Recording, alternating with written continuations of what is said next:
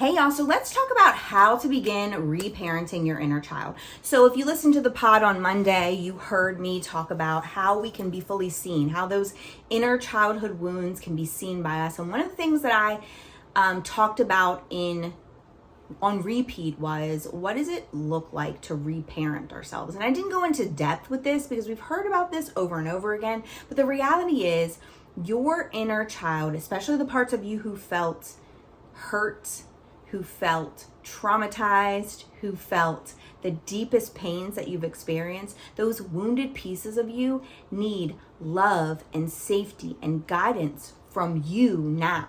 Because the person that they were supposed to get it from when you were that younger version of you just didn't give it to them, whatever the reason was. Maybe they didn't have the capacity. Maybe they were fully focused on themselves and they weren't focused on you. Whatever the case is, you weren't given what you needed then.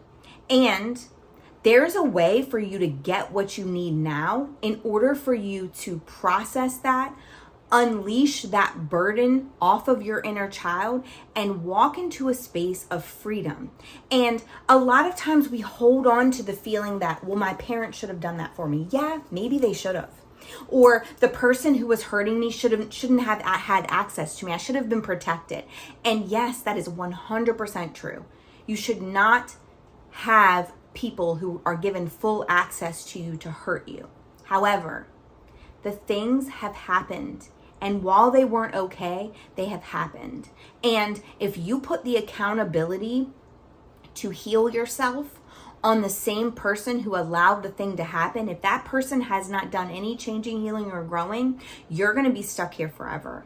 And so though you weren't responsible for that thing happening to you when you were a child, you are most definitely in charge and in the driver's seat of what your healing journey looks like. And the first step to that is going to be you saying, listen, I might not have gotten what I needed from the person that I needed it from then.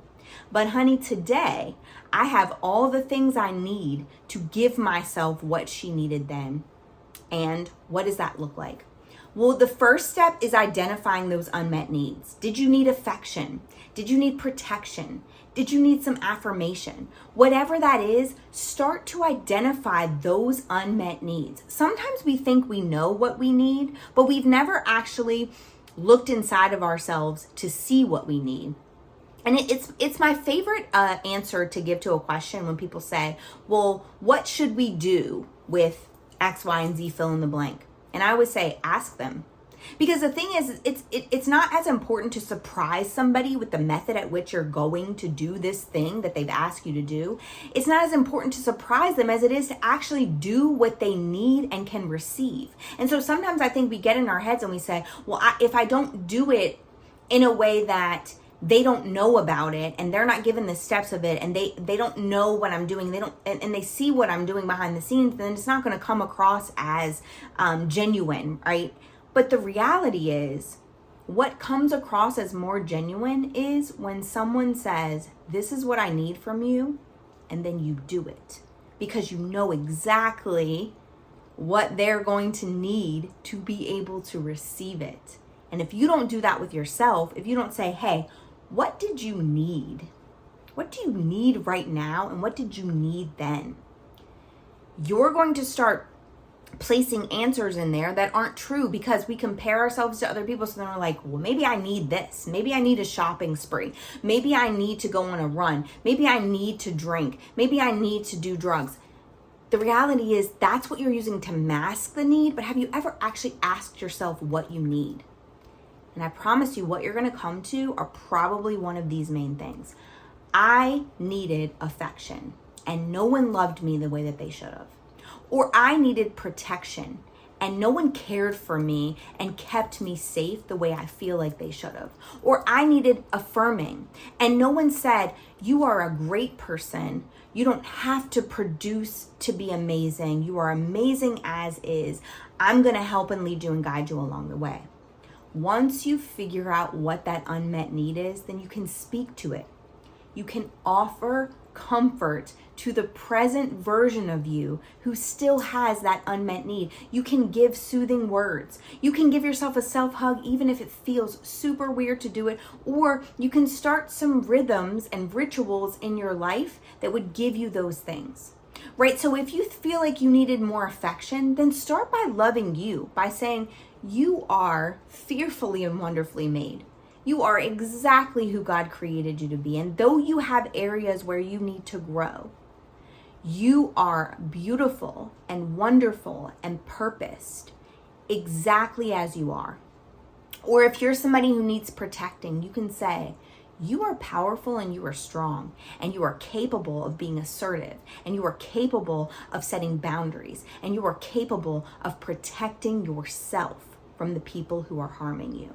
Or if you need affirming, you can say, my new ritual is to speak to myself this way today. As I give myself a hug, I'm going to say, you are smart and you are kind and you are all the things that you believe about yourself. And you can affirm yourself and you can ask God what he sees in you so you can have him affirm you too, because he created you.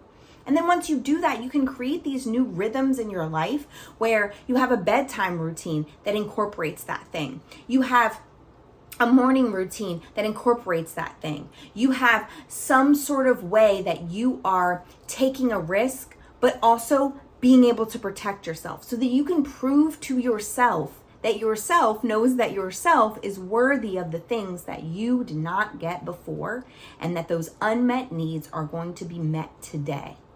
And so maybe that's going on a ropes course. Maybe that's taking a hike up the side of the mountain. Whatever it is, you need to show yourself that you can keep yourself safe now, that you don't need the people from the past to do that. And you have to set a rhythm and a ritual to make it happen.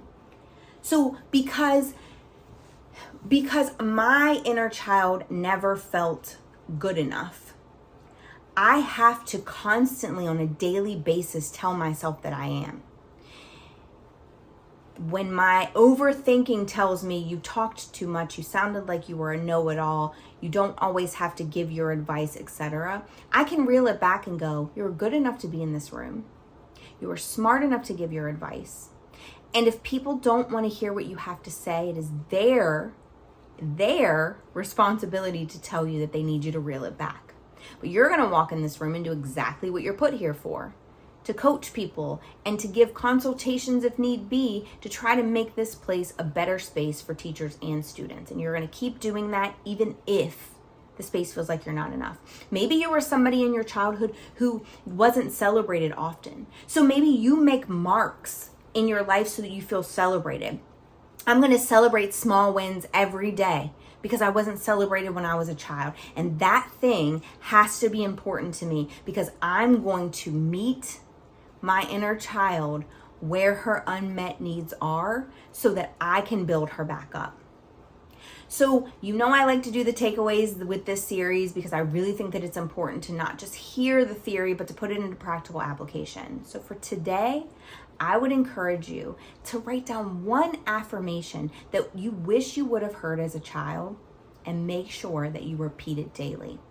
And if you want to put a spiritual lens on it, because I think this is so important, take the next step and ask God for one affirmation that he has for you, that he needs you to hear on a daily basis to take you into the next phase that he has for you. It is important for you to speak life into yourself. It is important for you to speak life into the unmet needs of that inner child so that she can feel like those needs are met.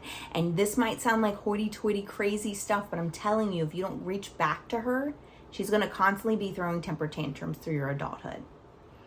Thank you for tuning in. If this message resonated with you, then please share, like and subscribe to my channels, follow me on all socials, and remember, knowledge gained and kept to yourself is selfish, but knowledge shared with the world could just be the catalyst that they need to break free from the bondage that they're experiencing. Thank you for tuning in, and I'll see you again next time.